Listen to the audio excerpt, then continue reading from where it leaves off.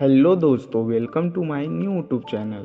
दोस्तों, आज की इस वीडियो में हम देखेंगे कि लालच का फल कितना बुरा होता है। झूठ और फेरब ज़्यादा दिन नहीं चल पाता, फिर भी हमेशा सच्चाई ही कायम रहती है। दोस्तों, वीडियो शुरू करने से पहले चैनल को सब्सक्राइब करके ऑल पर प्रेस कर लेना, ताकि मैं इस तरह का वीडियो लाऊं तो सबसे पहले नोटिफिकेशन आपके पास जाए और आप उस वीडियो को देख सकें। चलो शुरू करते हैं। दोस्तों, अमन को पढ़ने लिखने का बहुत शौक था।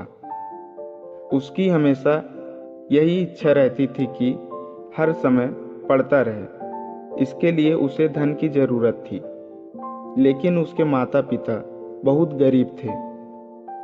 सोच विचार कर उसने एक सेठ के बगीचे में नौकरी कर ली। सेठ जी का बगीचा बहुत बड़ा था। अमन खूब मन लगाकर बगीचे में काम करता था। वह अपनी पढ़ाई पर भी पूरा ध्यान देता था। कुछ दिनों बाग बगीचे में अमन को अपनी मेहनत फूलती नजर आने लगी। उसका मन खुशी से झूम उठा। सेठ जी अमन के काम से खुश थे। अमन ने अपने अच्छे व्यवहार से सेठ जी का मन जीत लिया था। काम ज़्यादा बढ़ जाने पर सेठ ने एक और आदमी को नौकरी पर रख लिया। वह व्यक्ति कमज़ोर और खुशामदी था। वह अपने आप को बड़ा चतुर और योग्य समझता था। उसका नाम कमल था। उसने पहले कभी बगीचे में काम नहीं किया था, किंतु उसने यह बात कभी जाहिर नहीं होने दी। जब वह बगीचे में काम करने गया तो वहाँ की बागबानी को देखकर ठगा सा रह गया। इतने सुंदर फल फूल और सब्जी देखकर कमल ने सोचा, क्यों न इन्हें बेचकर धन कमाया जाए।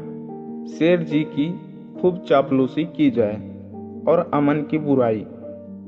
फिर उसने एक योजना बनाई कि अगर सेठ जी की मीठी बातों से वह अपने वश में कर ले तो यह सारा हरा भरा बाग उसके हाथों में आ जाएगा। फिर वह खूब पैसा कमाएगा। अब वह किसी दिन फल, किसी दिन सब्जी, किसी दिन फूल बगीचे से चुराता और बाजार में बेच आता। वहां से वापस आकर वह अपने हाथों में मिट्टी कीचड़ लपेट लेता।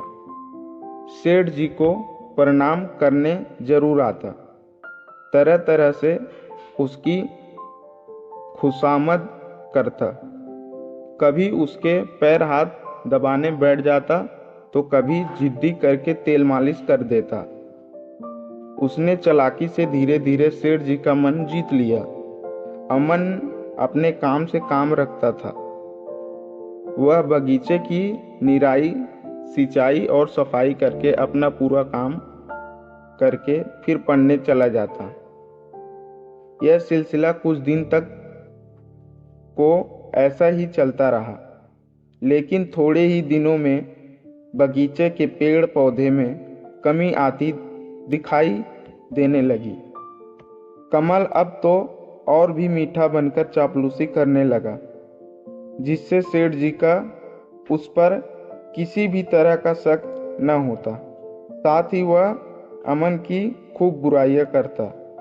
वह कहता, काम तो अमन कुछ करता ही नहीं है, बस हर समय इधर उधर टहलता रहता है और गाता फिरता है।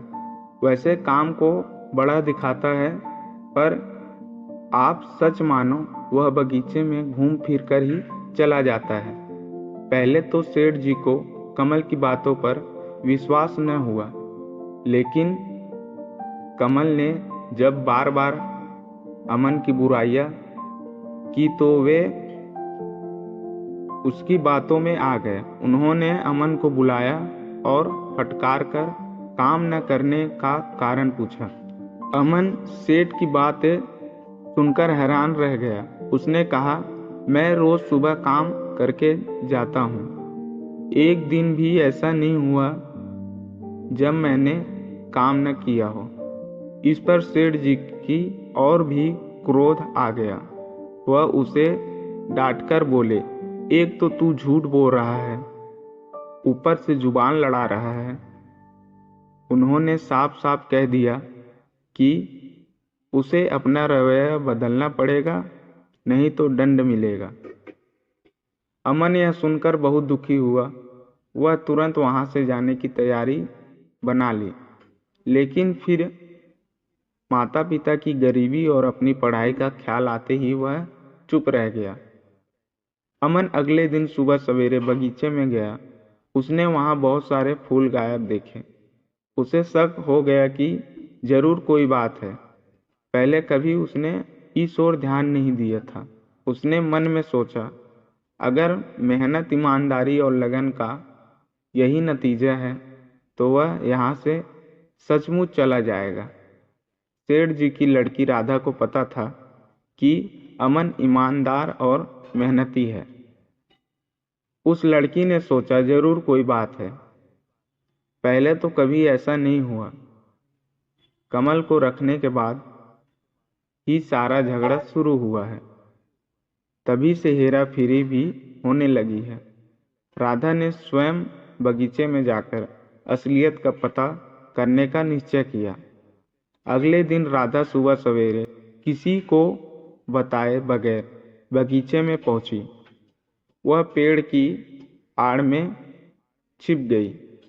तभी कमल वहां मुस्कुराता हुआ आया।